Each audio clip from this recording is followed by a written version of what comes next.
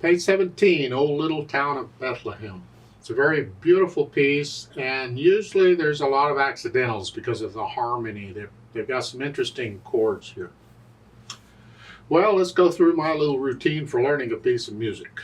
I look it over, it's 1 page long. Treble and bass clef, 1 sharp in the key signature. We're either in the key of G major or E minor. If I look at the last measure, it's here. G major is what it sounds like to me. I do the scale for G major and E minor both, though. I just do the key signatures for the scales. 4/4 time signature, we have a pickup beat. I see there's 3 verses again, so you can do this up to 3 times, but there's no repeat sign or anything. So again, it's like I said before, a lot of times in music when they give you verses, the words, they may not give you a repeat sign. You just understood that if you're going to do the other verses, you got to repeat it. I'm not going to repeat it for this lesson. I'm just going to go through it once, but if you want to do that, you go right ahead. If you want to repeat, you go right ahead. Okay. Now, I want to do this one hand at a time, make sure I understand the notes and fingering and everything for each hand first. And again, I connect everything I can with the fingers at first. I'll do the articulation later. We have a pickup beat. We're coming in on beat 4, and the right hand's here, and it's 4. A sharp, and reach down, come down. We just changed hand positions. Don't forget the F sharp, it's in the key signature down. And then during the end of the line, you up. Again, we're just using the repeated B's to change hand positions. Now, measure 5, it's 2. Again, repeated B's. Now, if this is a stretch and you can't reach that, then what we can do is we have 2 D's there. You see? Here, I can change hand positions there if I need to. I can do a 5 here for measure 6, and that way I'm closer to the E. Kind of depends on how big your hands are. So measure 5 would be that, and then I could do 5.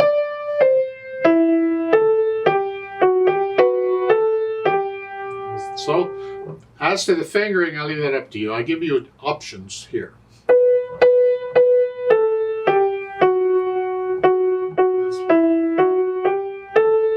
Measure 12. If you don't want to be up here for the D sharp, play it with second finger. It's okay. And then going on the 1/3 finger, well, if you're doing this is a bit awkward. So what I can do, because again I got repeated B's here, I can do the first B, that is the one in measure 12 with 5th, and then come up 3. I can change there. It's up to you again. Recheck. Not too bad. The last 2 measures, 1, 2, 3, and 4, and I gave you a dotted rhythm at the end. Isn't that nice? Left hand, let's see what it's up to. You're here. 1, C sharp. You can use thumb for the C or 2 for the C. It doesn't matter because you got to rest afterward. You can reposition. And it is a C natural because that C sharp before is only good for that measure. So the second full measure, you could go 2 or 1, whichever, because the rest gives you time to get ready for the next one. Then I measure 5, then G sharp, and here, that's fine, and then they want a thumb. Well, you have 3 B's in a row here. You need a thumb on the last one. The others, whatever, I can do second finger and then thumb. So you can change to thumb at any time. You don't have to do it immediately. I'll leave that up to you. Don't forget the F sharps. It's in the key signature. And then the hand. Okay. Put the hands together. Now when I first put the hands together, I usually hesitate all over. That's fine. I'm just trying to figure out which fingers are going down at the same time. Here, how do they go together? It's here, here. Hold the left hand down, and then we got this. And then here, and then here, here. Reach down. The left hand has a rest there, and you got to come up anyway.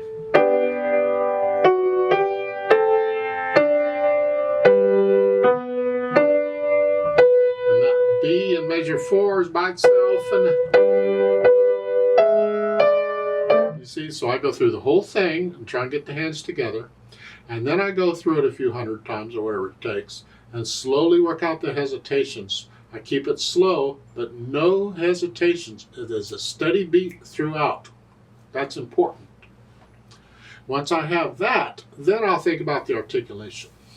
This is slurred. You're just going to lift up for the phrases. Lift up, like taking a breath. And the left hand, I suggest you just connect it all and lift up for the rest. Just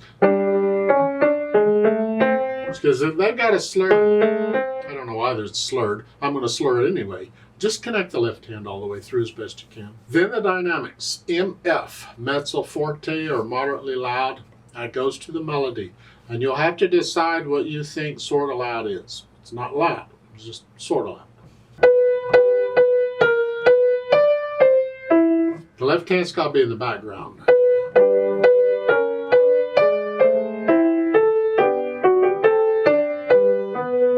And you have a hairpin out there on measure 4. You see the little hairpin? Come down in the left hand. That tends to indicate now I've come down to mezzo piano. I don't really think that's what they want. I think that hairpin is only for the left hand. This dies away on its own, so just follow that. But stay at moderately loud. And then the second line on measure 8, you get the hairpin again. They're just telling you in the left hand, play that a little softer. Well, you're already soft, so you're not very soft.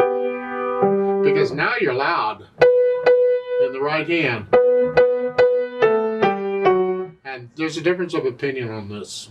At measure 9, 10, and 11 or so, both hands are playing the same note names. Well, some people will say the melody now is in both hands. It's like you're playing both the same. I disagree with that. To me, the melody's still in the right hand. I want to bring out the right hand. I'll keep the left hand in the background.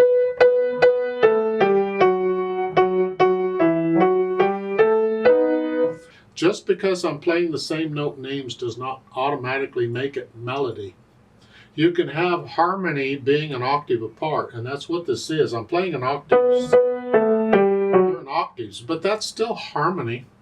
So in my mind, the melody's in the right hand, and the left hand should be in the background. And then I'll measure 12, here, and then suddenly down to moderately soft. In the right hand. The left hand's very soft.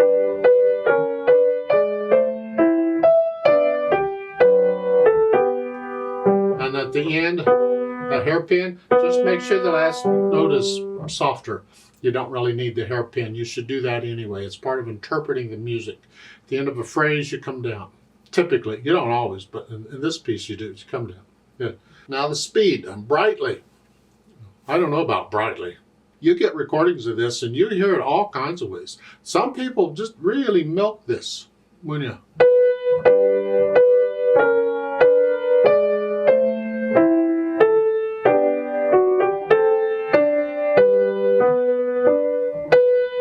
They just milk this just so gentle.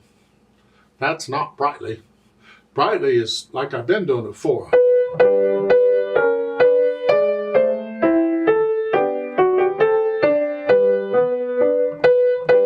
More brightly. Just don't play it fast. It's not a fast piece. I'll leave that up to you. Again, that's interpretation.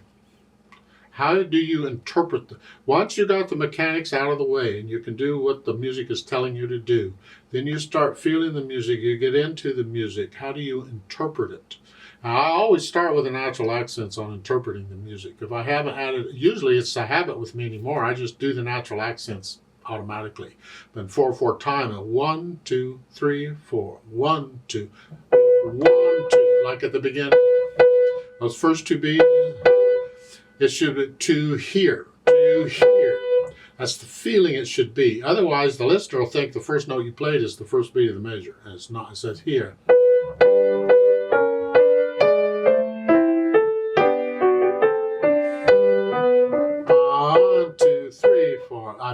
I'm exaggerating so you can hear them better, but it's a felt thing.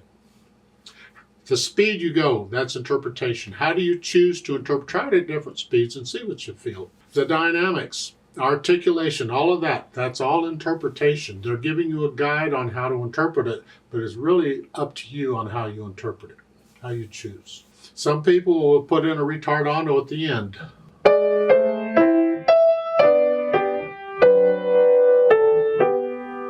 They'll put in a retardando. If you choose to do that and you're singing it, I would encourage you only put in the retardando the last time.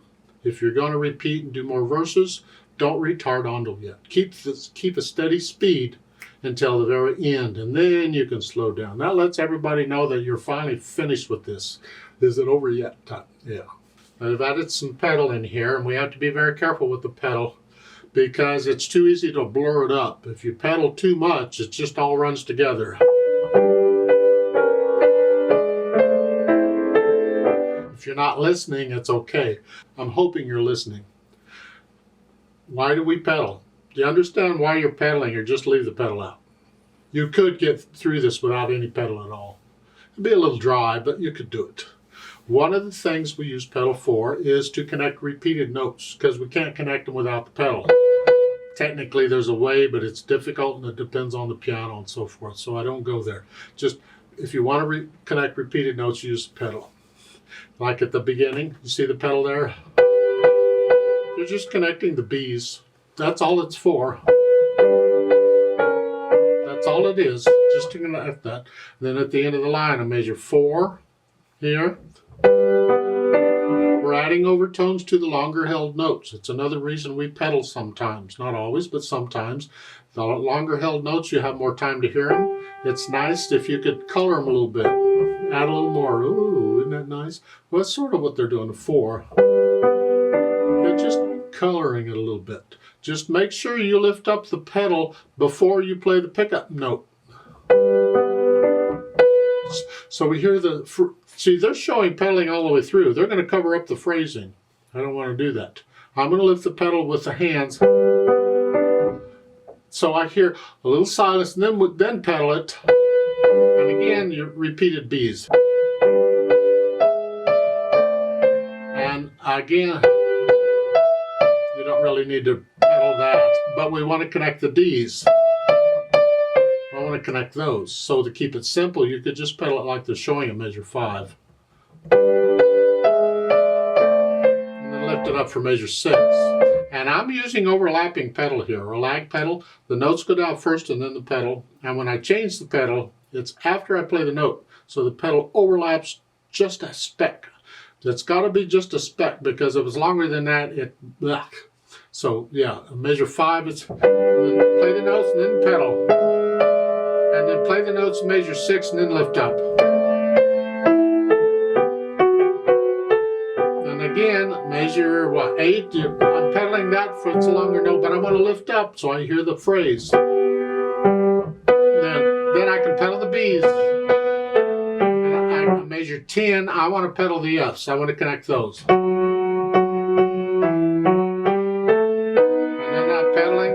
Held notes. So I'm adding pedal on measure 10 because of the repeated F sharps. I think those should be connected.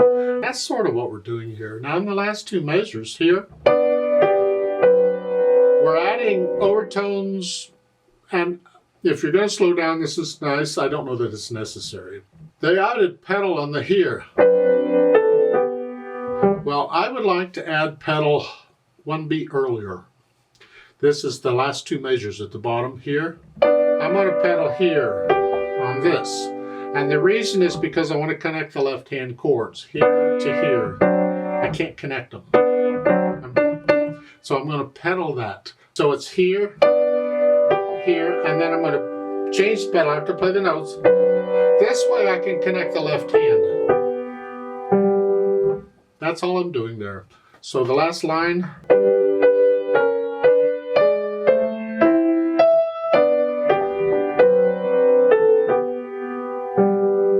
That's my suggestion. You have to listen carefully to the effect the pedal is having to the sound. If you don't like it, adjust it. If you're not listening too carefully, you pedal everything. because you're not listening too carefully. Other people might notice the mess, but you don't. You're enjoying yourself. But I'm hoping you'll listen carefully to the sound. I don't like this brightly on the tempo. That's just not the way I feel this piece. To me, this is a more gentle piece.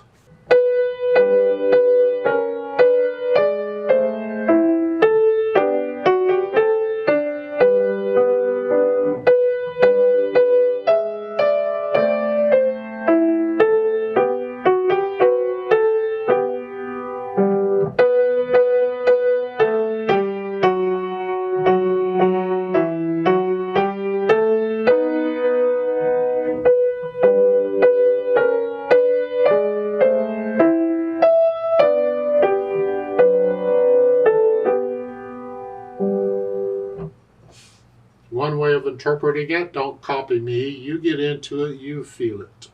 Yeah.